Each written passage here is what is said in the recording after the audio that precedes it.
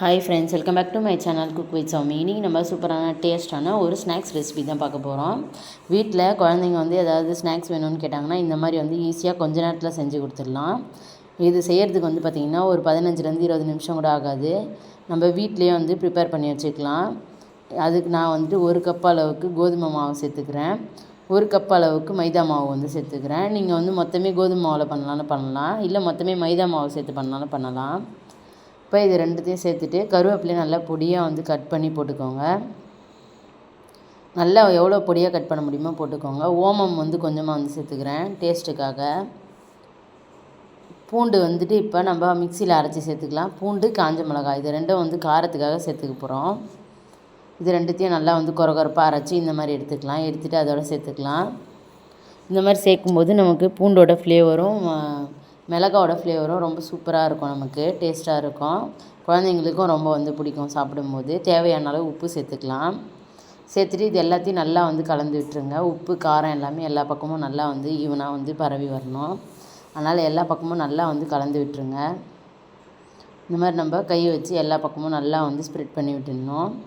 நம்ம சேர்த்துருக்க உப்பு, காரம் எல்லாமே எல்லா பக்கமும் கரெக்டாக ஈவனாக வரணும். இப்போ நல்லா நான் கலந்து விட்டுட்டேன். இப்போ நம்ம தேவையான அளவுக்கு நெய் சேர்த்துக்கலாம். நான் கொஞ்சம் கொஞ்சமாக நெய் சேர்த்துக்கிறேன். நம்ம மாவு பிடிச்சோம் அப்படின்னா பிடிக்க வரணும், உதுத்து விட்டோன்னா உதுக்க வரணும். அந்த அளவுக்கு நமக்கு பக்குவம் வேணும். அதுக்கேற்ற மாதிரி நம்ம கலந்துக்கலாம். நெய் சேர்த்துட்டு நெய்யும் எல்லா பக்கமும் பரவுற மாதிரி நல்லா பிசைஞ்சு விடுங்க. இந்த மிக்ஸ் பண்ணுறதுல தான் இருக்குது அதோடய டேஸ்ட்டே நமக்கு. இப்போ பாருங்கள், நான் நல்லா மிக்ஸ் பண்ணிட்டேன்.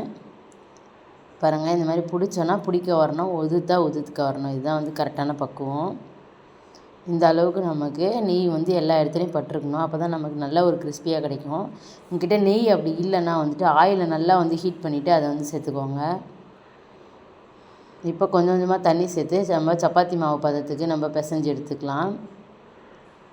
கொஞ்சம் கொஞ்சமாக தண்ணி சேர்த்து நான் பிசைஞ்சிட்டு காட்டுறேன். பாருங்கள், இந்த அளவுக்கு கெட்டியாக நம்ம பிசைஞ்சு எடுத்துக்கணும்.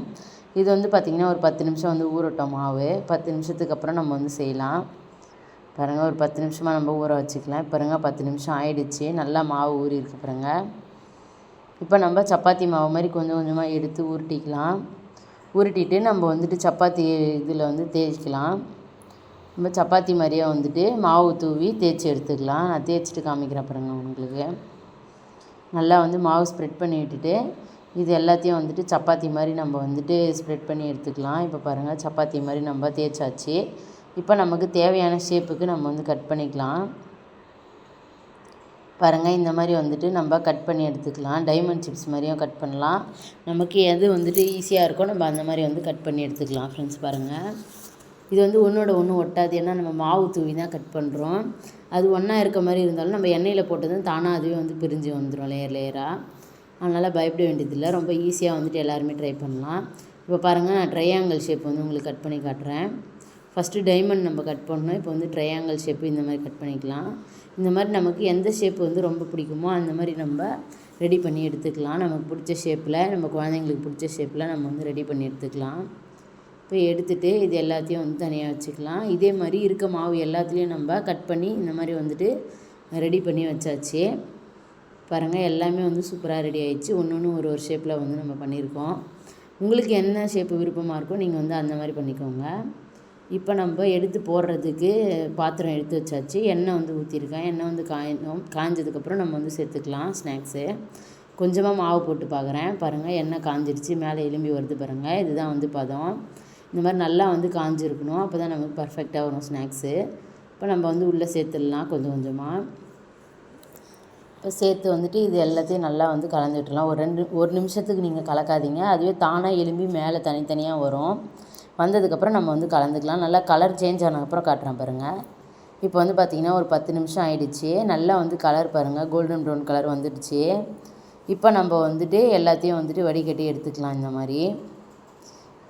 மாதிரி நம்ம எடுத்து இதை ஒரு இதுக்கு போட்டு வச்சுக்கலாம். நல்லா ஆறுனதுக்கப்புறம் சாப்பிட்டு பார்த்திங்கன்னா ரொம்ப ஒரு கிறிஸ்பியாக சூப்பராக இருக்கும். நமக்கு எப்போல்லாம் ஸ்நாக்ஸ் சாப்பிட்ணுன்னு தோணுதோ அப்போல்லாம் இது ஈஸியாக செஞ்சு பாருங்கள். ரொம்ப சூப்பராக இருக்கும் டேஸ்ட்டு.